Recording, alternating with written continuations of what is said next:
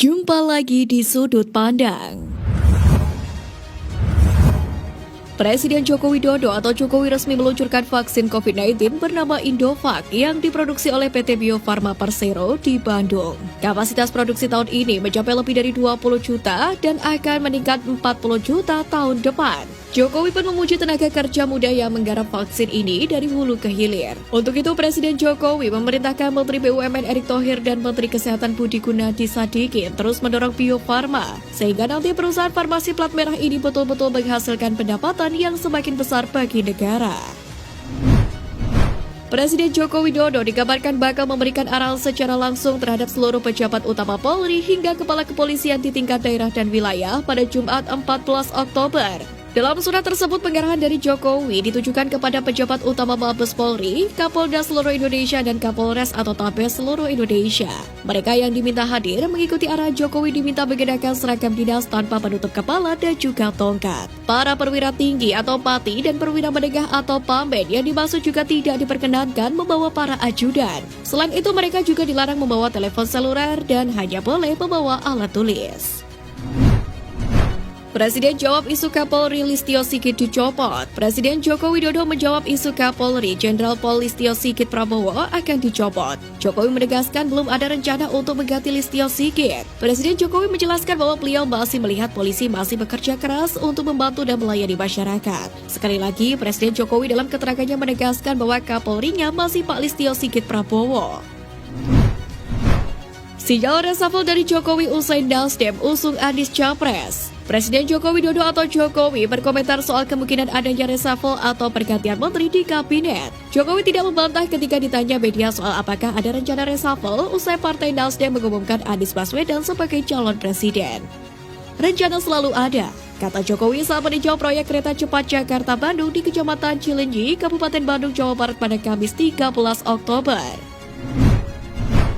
Progres pembangunan kereta cepat Jakarta-Bandung.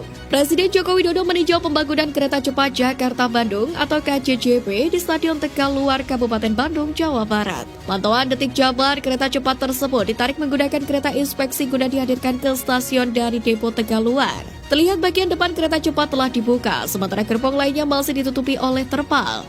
Menjelaskan perkembangan pembangunan kereta cepat, dalam kedatangannya Jokowi mengungkapkan saat ini pembangunan KCJB telah mengalami peningkatan, di mana sebelumnya hanya mencapai 88%.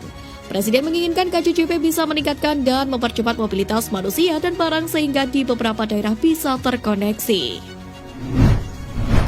Sumringah, RI dapat durian runtuh. Indonesia dikabarkan mendapatkan durian runtuh atau keuntungan yang besar dari hasil ekspor nikel yang sudah masuk dalam proses hilirisasi. Keuntungan negara dari ekspor yang didapat pada tahun ini mencapai 30 miliar US dollar atau 450 triliun rupiah. Menteri Investasi atau Kepala Badan Koordinasi Penanaman Modal atau BKPM Bahlil Lahadalia menyebutkan sejak pemerintah melarang ekspor biji nikel ke luar negeri, pemerintah mewajibkan untuk melakukan ekspor nikel melalui barang bernilai tambah lewat hilirisasi. Sementara itu, di lain kesempatan Presiden RI Joko Widodo pada Selasa 11 Oktober juga memamerkan kesuksesannya dalam hal hilirisasi pertambangan nikel. Pasca izin ekspor biji nikel di stop, RI kata Jokowi ketiban durian runtuh hingga mencapai 360 triliun rupiah melalui hilirisasi nikel menjadi barang bernilai tambah. Pendukung Prabowo belak-belakan membelot dukung Anies Baswedan. Pendakwa Haikal Hasan secara belak-belakan menyatakan dukungannya terhadap Anies Baswedan di Pilpres 2024. Pria yang akrab disapa Babe Haikal ini mengatakan tak ingin mendukung tokoh yang terkait dengan rezim dari Joko Widodo. Dengan lantang, Babe Haikal menjawab bahwa dirinya akan mendukung capres yang bersih dari kepentingan rezim Jokowi. Hal tersebut cukup mengejutkan mengingat dirinya pernah menjabat sebagai juru bicara Badan Pemenangan Nasional atau BPN dari pasangan Prabowo dan Sandiaga Uno. Sementara itu, pria kelahiran tahun 1968 itu juga mengungkapkan alasan mengapa dirinya saat ini mendukung Anies Baswedan sebagai capres. Hal tersebut karena Anies merupakan sosok yang tidak berpihak dan mementingkan kepentingan rakyat. Tutup pintu buat Ganjar Pranowo, kubu Megawati fix dukung Puan Maharani. Pengamat politik Ujang Komarudin mengatakan PDIP Perjuangan akan tetap teguh dalam upayanya mengusung Puan Maharani. Dirinya menyebut partai wong cilik tersebut tidak akan takut kalah apalagi menjadi oposisi kembali di Pilpres 2024. Selain itu, Ujang juga menilai PDIP sudah terbiasa menjalani hal tersebut baik dalam pemerintahan maupun di luar pemerintahan. Oleh sebab itu dirinya menduga PDIP tidak punya skenario lain seperti mengusung Gubernur Jawa Tengah Ganjar Pranowo. Selain itu, Ujang juga menilai manuver PDIP makin mantap dengan mengumpulkan para pengurus DPD wali kota dan bupati di daerah untuk Puan Maharani. Ditambah, Ketum PDIP Megawati Soekarno Putri meminta Puan Maharani untuk bertemu dengan Ketua Umum Partai tanpa terkecuali. Luhut sebut tahun depan status pandemi Indonesia berganti jadi endemi. Pemerintah menyebut Indonesia bisa segera lepas dari status pandemi jika sampai Februari 2023 kasus COVID-19 di tanah air terpantau landai. Pasalnya, Menteri Koordinator Bidang Kemaritiman dan Investasi Luhut Binsar Panjaitan mengatakan status pandemi di Indonesia kemungkinan akan berganti menjadi endemi pada 2023 lantaran kasus COVID-19 di Indonesia sudah semakin membaik. Selain itu, melihat perkembangan data yang ada, kata Erlangga, Presiden Jokowi meminta PPKM dievaluasi sampai dengan akhir Oktober ini. Mahfud MD sebut PDIP bakal usul pemilu proporsional tertutup. Menko Polhukam Mahfud MD berbicara soal kemungkinan diadakannya kembali pemilihan legislatif atau pileg tertutup.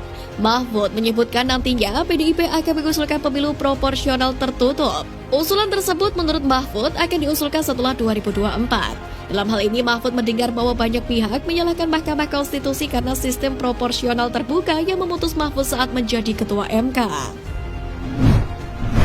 Mahfud MD paparkan reformasi hukum jadi bahan visi misi Capres-Cawapres 2024. Menteri Koordinator Politik Hukum dan Keamanan atau Menko Polhukam Mahfud MD mengatakan perlunya menciptakan budaya hukum yang baik di kalangan aparat dan struktur hukum, seperti hakim dan pejabatnya. Adapun Sekretaris Jenderal PDIP Hasto Kristianto menyebut reformasi hukum menjadi penting mengingat pasca Orde Baru, Indonesia kehilangan akar jejak sejarah ihwal konsepsi negara. Gagasan ideal tentang bangsa, kata dia, oleh Orde Baru disembunyikan seperti risalah BPUPK. Paparan Mahfud ihwal reformasi hukum disebut Hasto akan menjadi bekal untuk merumuskan visi misi Capres-Cawapres yang diusung Partai Banteng Moncong Putih ini. Dia menyebut Ketua Umum Megawati Soekarno Putri memerintahkan langsung untuk mengundang Mahfud dan mendiskusikan reformasi hukum.